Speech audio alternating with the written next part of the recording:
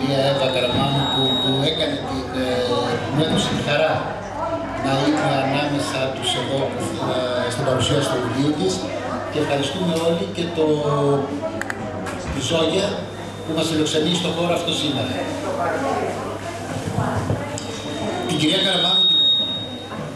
Καραμάνου την γνώρισα στις αρχές του καλοκαιριού στον Εύωσμο σε μια παρουσίαση ενός βιβλίου και μου χάρισε τότε το δικό της το βιβλίο. Ομολογώ ότι όταν άρχισα να το διαβάζω, άρχισα με την περιέργεια του συγγραφέα που διαβάζει το βιβλίο ενός άλλου συγγραφέα.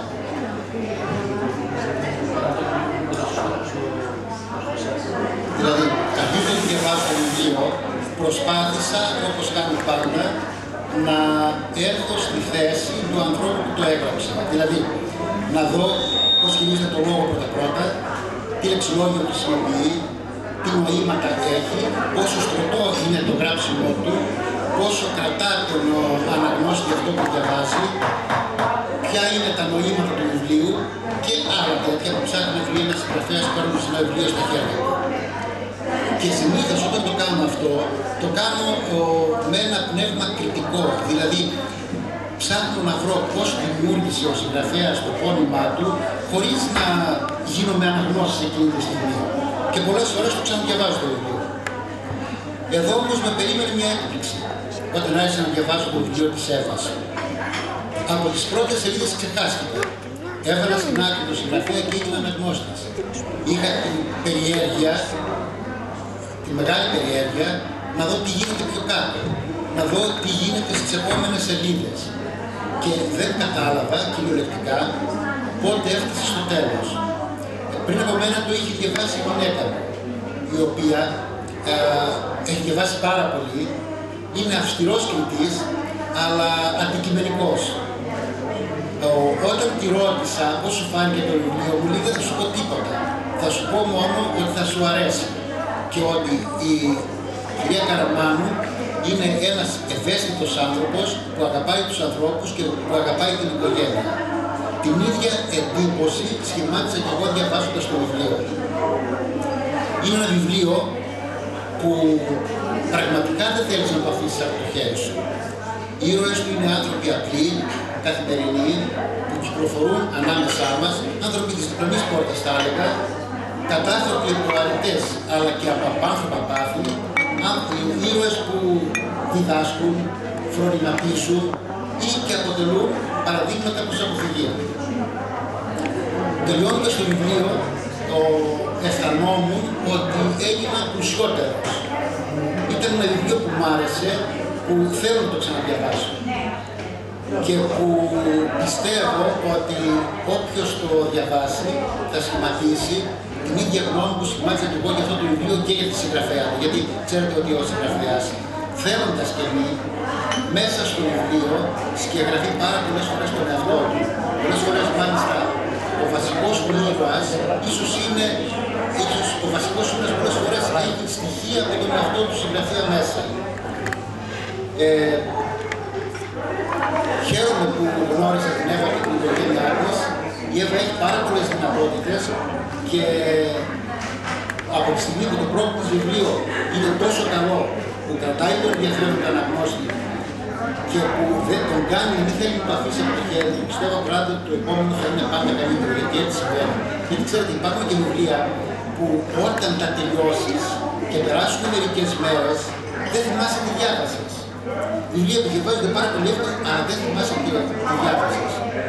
Εμένα, το βιβλίο αυτό έμεινε στη σκέψη μου για μέρες μετά. Και πιστεύω ότι αυτό είναι το πιο σημαντικό από όλα. Εγώ δεν θα σας κουράσω άλλο.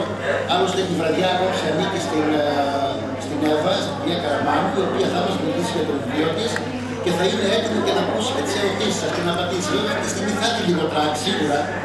Είναι φυσιολογικό, είναι επόμενο αυτό, αλλά δεν πειράζει, θα το ξεπεράσει. Μπορείτε να τη ρωτήσετε το λόγο ό,τι θέλετε, θα σας απαντήσει.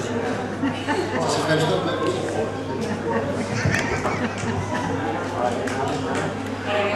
Πρώτα απ' όλα ευχαριστώ πάρα πολύ τον κύριο Γιώργο Πολυράκη για την τιμή που μου έκανε να είναι δίπλα μου σήμερα.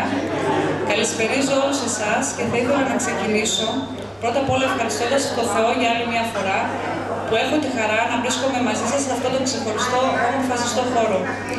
Κάποιοι ήδη από εσάς γνωρίζετε πως το συγγραφικό μου ταξίδι ξεκίνησε εδώ και πολλά χρόνια και το γεγονός ότι κατάφερα να φτάσω ως εδώ με πολύ κόπο και συνεχή αγώνα. Δεν σας κρύβω πως είχα στιγμές που απογοητεύτηκα πάρα πολύ και είπα πως δεν θα συνεχίσω. Ο σημαντικότερος λόγος που συνέχισα όμως ήταν οι δύο μικρές μου κορούλες, στις οποίες ήθελα να αφήσω ένα μήνυμα. Ήθελα μέσα από αυτή τη δοκιμασία να πάρουν το μήνυμα πως η ζωή είναι συνεχής αγώνας και αν επιμένεις και πιστεύεις στα όνειρά σου, κάποια στιγμή σίγουρα θα πραγματοποιήσεις. Τώρα, όσο αφορά το μυθιστόρημά μου, αυτό που πραγματικά ήθελα να αφήσω πέρα από την αγάπη μου για τη συγγραφή ήταν κάτι αληθινό στο πρώτο μου βιβλίο.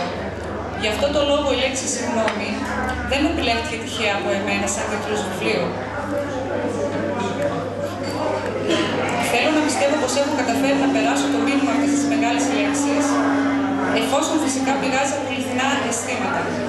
Ο άνθρωπος που εξελίσσεται συνεχώς περνά στη ζωή του από διάφορες δοκιμασίες, όπου μέσα από αυτές μπορεί να βρει τη δύναμη να γίνει καλύτερος και λιγότερο εγωιστής, ώστε να μάθει να συγχωρεί και ακόμη περισσότερο να κατανοήσει ο ίδιος την πραγματική σημασία της συγγνώμης όταν έρθει η στιγμή που θα χρειαστεί να τη ζητήσει ο ίδιος. Άλλωστε στη ζωή μας, ποιος από εμάς, πιστεύω κάποια στιγμή, δεν έχει την ανάγκη αυτής της εξηλαίωσης. Εύχομαι μέσα από τη μεγάλη συγγνώμη να έχω καταφέρει να σας ταξιδέψω και να σας περάσω ένα μήνυμα αισιοδοξίας, πιστεύοντας προσωπικά πως η αγάπη και η συγγνώμη είναι οι δύο μαγικές λεξούλες που πραγματικά είναι το φάρμακο που γιατρεύει όλες τις πληγές. Θα ήθελα τώρα να δώσω λίγο το λόγο στην Ισμήνη μας να μας διαβάσει λίγο ένα μικρό απόσπασμα από το βιβλίο, την αρχή του βιβλίου και στο τέλος ένα μικρό πάλι απόσπασμα από το τέλος. Το κρύο ήταν διαπεραστικά τσουχτερό, παραμονή Χριστουγέννων.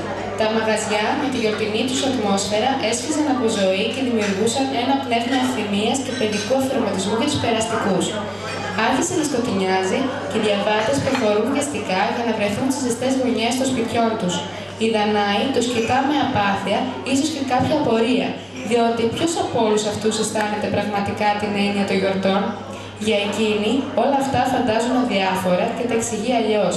Τα στολισμένα δέντρα, με τα πολύχρωμα λαμπάκια, τα χιλιάδες λαμπιόνια σκορπισμένα εδώ και εκεί, που δημιουργούν τη γιορτινή μεγαλοπρεπή ατμόσφαιρα, καθώς εκείνη αισθάνεται μίσος για όλα αυτά που της φαίνονται γελία και ψεύτικα. Τι της συμβαίνει λοιπόν, αναρωτιέται. Κάποτε λάτρευε τις γιορτές και πάνω από όλα τις στολισμένες βιτρίνες με τα στολισμένα δέντρα. Τώρα πλέον ένιωθε αδιαφορία και μια απέναντι επιστροφή για όλα αυτά.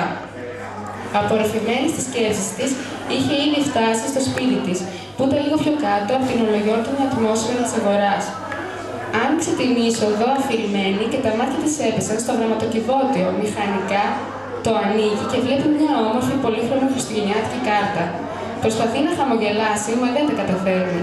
Τα χέρια της τρέμουν και ανοίγει χωρίς διάθεση τον όμορφο πολύχρωμο φάκελο.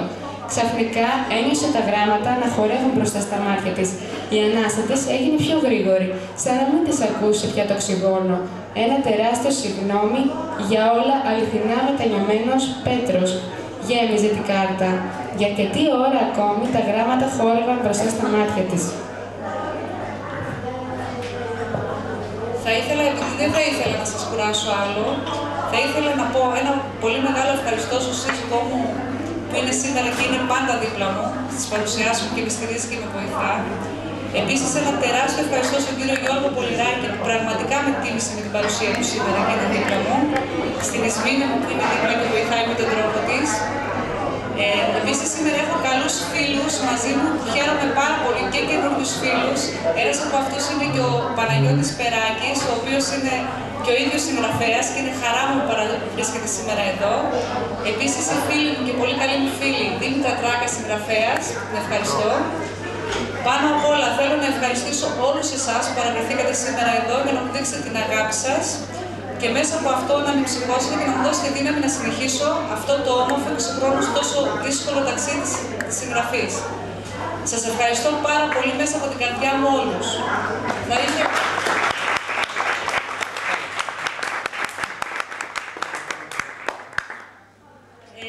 Και Επίσης, ένα πολύ μεγάλο σας αγαπώ για τις δύο κούκλες μου που είναι σήμερα εδώ και πραγματικά μου δίνουν τη μεγαλύτερη δύναμη. Τώρα θα ήθελα λίγο να παρακαλώ να συνεχίσει η Ισμήνη για να κλείσουμε έτσι λίγο την παρουσίαση όμορφη της βραδιάς μας. Ευχαριστώ. Το τεράστιο συγγνώμη στην κάρτα του Πέτρου, αν και με τόση καθυστέρηση, την έκανε να χαμογελάσει δειλά για πρώτη φορά εδώ και πολύ καιρό. Ξαφνικά ένιωσε τα δάκρυα να μουσκεύουν το πρόσωπό της. Ήταν τα δάκρυα της λύτρωσης που επιτέλους έτρεχαν ασυγκράτητα από τα μάτια της. Δάκρυα που τόσα χρόνια είχαν στερέψει την ψυχή και την καρδιά της. Ξαφνικά ένιωσε το βαρύ σύννεφο που σκίαζε το είναι της να διαλύεται σιγά σιγά. Το βάλσαμο του ψυχή της αποδείχθηκε να είναι η μετάνοια του Πέτρου. Έστω και τυπικά, έστω και με τόση καθυστέρηση, ένιωθε επιτέλους ελεύθερη, έτοιμη να αγαπήσει και να αγαπηθεί. Μια τόση δάλεξούλα αποδείχθηκε μαγική και η Δανάη τώρα συνειδητοποιούσε πόσα είχε χάσει εδώ και τόσο καιρό, περιμένοντας αυτό το κάτι, το οτιδήποτε από τον Πέτρο που θα της έδινε το κουράγιο να συνεχίσει να ζει και να ονειρεύεται ξανά. Τώρα κατάλαβε επιτέλους τι ήταν αυτό που την κρατούσε δέσμια του παρελθόντος. Τώρα το ήξερε. Ήταν τα όνειρά της και τα πιστεύω της που τα είχε χτίσει πάνω στο ψέμα του. Έτσι έδειξε πως όχι μόνο δεν το είχε μετανιώσει, αλλά το είχε βάλει δειλά στα πόδια σαν λιποτάχτης. Και τώρα ήταν εδώ μπροστά της, στα χέρια της. Διάβαζε και ξαναδιάβαζε την κάρτα που της αναπτέρωνε το ηθικό, που την έκανε να πιστέψει πως οι άνθρωποι κάνουν λάθη. Οι άνθρωποι μπορούν να πληγώσουν πολύ. Οι ίδιοι άνθρωποι όμως μπορούν και να μετανιώσουν, να ζητήσουν συγγνώμη. Και ένα συγγνώμη τους για κάποιους άλλους είναι η σωτηρία της ψυχής τους. Η Δανάη άναψε τον αναπτήρα της και έβαλε φωτιά στην άκρη της κάρτας με μια ολοφάνερη ικανοποίηση χαραγμένη στο πρόσωπό της. Δευτερόλεπτα μετά η κάρτα έγινε στάχτη και μαζί της ο πληγωμένος της εγωισμός που δεν την άφηνε να ησυχάσει. Ευχαριστώ πολύ, Ισμήνη. Ευχαριστώ πολύ. Ευχαριστώ όλους πάρα πολύ μέσα από την καρδιά μου.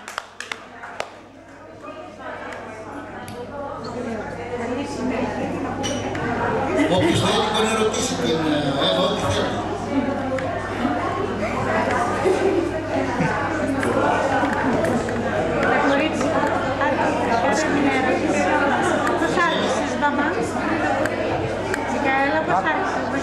Είναι μια ερώτηση που την είχα ξαναρωτήσει. Αν η ιστορία αυτή ήταν κάτι που σε ενέπνευσε την πραγματική ζωή ή κάποιο βίωμα δικό σου ανθρώπου ή δική σου ιστορία. Και εγώ είχα απαντήσει και το ίδιο θα πω, ότι πραγματικά είναι μυθοπλασία. Απλώς για μένα η έμπνευση είναι ο ίδιος ο άνθρωπος και τα συναισθήματα του ανθρώπου. Δεν έχει σχέση με κάτι προσωπικό όλο αυτό. Είναι όντως μυθοπλασία, αλλά πραγματικά είναι τα συναισθήματα. Δηλαδή αυτό που μου επίκεισε να γράψω αυτό ήταν αυτές οι δύο λέξεις, έτσι όπως περιγράφεις. Είναι η αγάπη και η συγγνώμη. Αυτό ήταν και το ζητούμενο σου.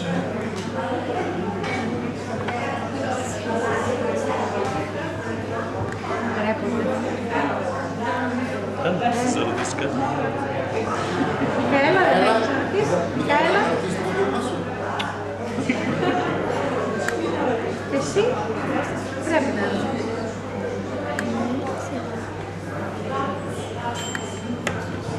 Περίμενε. Μια ερώτηση. Είναι δύσκολο με τα παιδιά σου όλη την μέρα να γράψει ένα βιβλίο πάνω από το κεφάλι σου? Πονεμένη ιστορία, δύσκολο, ναι, ακατόρθωτο όχι. Όταν πραγματικά θέλεις κάτι και το αγαπάς πάρα πολύ, πιστεύω ότι μπορείς να τα καταφέρεις. Δεσποινής Μιχαήλα. Συμφωνώ. Να σου πω κι εγώ με τη Μιχαήλα. Όταν μια μαμά έχει μια κούκλα σαν εσένα, παιδάκι, και σαν την αδερφή σου, όχι δεν είναι δύσκολο, αλλά είναι πάρα πολύ εύκολο γίνεται και παίρνει πάρα πολλές εμπνεύσεις για να γράψει. Να είσαι σίγουροι γι' αυτό. Δεν είναι μόνο στα παιδιά, είναι και στον άνθρωπο. Άλλο.